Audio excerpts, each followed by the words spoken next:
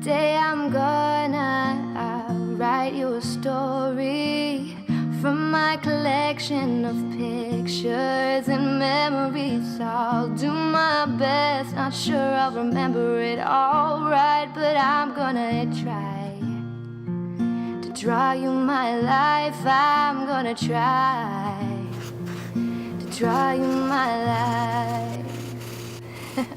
My name is Madilyn Bailey, and this is my Draw My Life. I hope you enjoy. The story begins September 2nd, 1992. In a teeny tiny town in Wisconsin, there lived a little girl with crazy blonde hair who was always singing Disney tunes at the top of her lungs.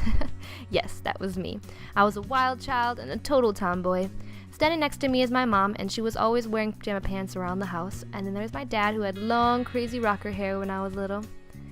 And then there's my older brother, Jordan, and we were best friends. And even though I was born second, I was still the leader, the one who was like, let's go on an adventure. And we did. We went on all sorts of adventures, had tons of fun, and got into all sorts of trouble together, climbing trees like we were monkeys. So he decided to go to school, which meant I needed to go to school too. And I tried, but they wouldn't let me in because they said I was too short. Wah, wah, wah. It's okay. My mom homeschooled me instead. In 1994, my family began to grow. We had this ugly green couch, I remember, but I loved it, and it gave us enough room to have my little sister, Alex. And when my parents brought her home, I was totally under the impression that she was my new baby doll, and I carried her all over the house, undressing her and dressing her, and just having a really good time. It might have scared my mom a little bit, but I loved her. We also had these neighbors, and in their backyard, they had a beautiful garden. And when my brother and I would play with our orange ball in the backyard, every once in a while we'd accidentally kick the ball into their garden, and our neighbors did not like that. He would always stick his head out the window and yell at us saying, "You bad kids." So my family began to grow again, and my mom wanted more babies, but the doctor was like, "No more babies for you." So we decided to adopt.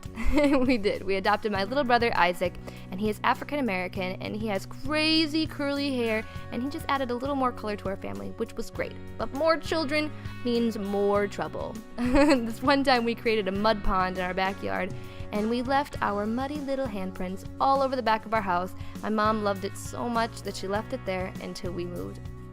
Now my mom, she was a crafty little lady, and she always found ways of making us feel like we were having fun even when we were doing chores. One time, she turned our kitchen into a slip and slide. She gave us soap and sponges, and she was like, "Go have fun." And we did. We had a blast. And she just got to lay back and relax. Smart lady. Now, my family was growing, but that little green couch was not big enough, so we decided to move out into the country. In 2000, we built a house, and possibly the coolest part about it is that oval window. And we adopted my little sister, Haley, and she spent most of her childhood on my brother's back because she wasn't big enough to keep up with us, but she knew she wanted to play with us because we were cool. At this time, we were homeschooled, and I remember we had to have these binders in between us, otherwise we would just make faces at each other the whole time and not get any work done. Homeschooling was a lot of fun. This one time we got to make a mummy out of toilet paper and a pumpkin, and we carved its brains out and put it into those jars, the ceremonial jars my mom made.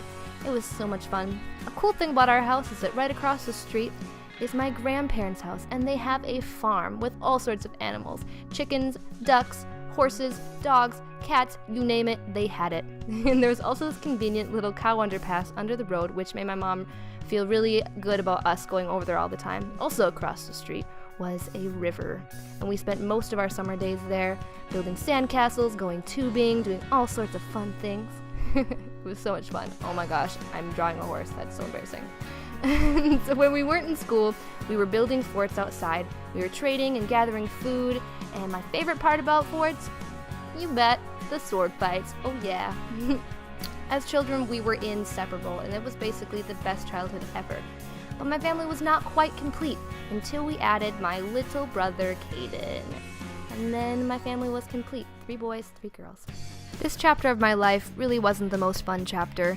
At this time, I was very sad and very lonely from being home all the time, and I knew I needed to change. So I asked my mom if I could go to public school, and she of course said yes. So in 7th grade, I started going to school. In school, I joined the marching band, which was a lot of fun because I got to be around music all the time, but I was called a band geek, and that wasn't very much fun. I also was trying to make friends with some girls, and for some reason girls and I have just never gotten along, and they were pretty mean to me in school. So instead, I tried to make friends with some boys, which was pretty cool for a while, but I learned the difficult lesson early that boys and girls cannot be friends without one or the other falling in love with each other. At this time, I was also struggling with a learning disability called dyslexia, which makes everything from math to reading to spelling super difficult, and I just couldn't take tests or read as fast as the other kids, and it made me really frustrated with myself, when in reality, I just needed to be taught in a different way. On to high school. Things did improve for me a little bit in high school. I chopped off all of my hair and I started wearing dresses, which was fun. I also made 3 really amazing friends in high school that made it a little bit more bearable: Caitlin, Brittany, and Chelsea. I also found a few things in high school that I really loved: painting, and to my surprise, chemistry.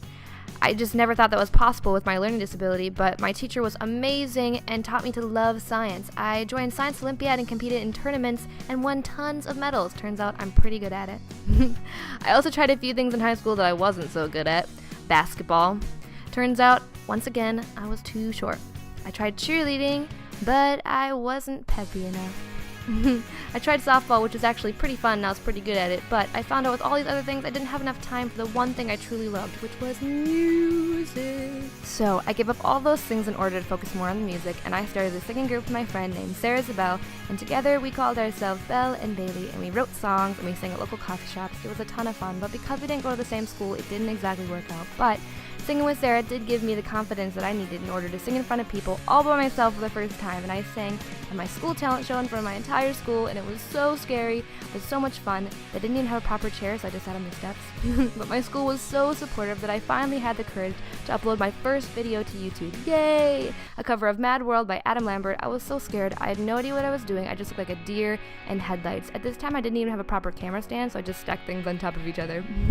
But I fell in love with YouTube, and I continued to post videos, and I posted a cover of Not Afraid by Eminem in my stairwell, and this video got some attention from some pretty big and important people, and even though those things didn't work out, it inspired me to graduate 6 months early, number 2 in my class, with straight A's, which was super important to me, especially with my learning disability, and now it was all about the music. In December of 2011, some pretty cool things started happening. I got a phone call from this dude in LA named Jake Coco, and he was like, "Yo, do you want to make a video together?" And I was like, "Sure." So we made a cover of Last Christmas, and it did way better than either of us expected it to. So he was like, "Yo, do you want to sign with my label?" And I was like, "Sure." So I signed with this label. At this time, I was working part-time as a CNA, which stands for Certified Nursing Assistant, and I was taking care of the elderly in a nursing home, which maybe isn't the most glamorous job, but it was making me the money that I needed in order to pay for plane tickets to fly out to LA to make music videos. In the meantime, I made a little cover of a song called Titanium, which changed my life. I was able to quit my job and work full-time on the music, which made me so happy. December 17th, 2012, The Boyfriend, the story you guys have all been waiting for.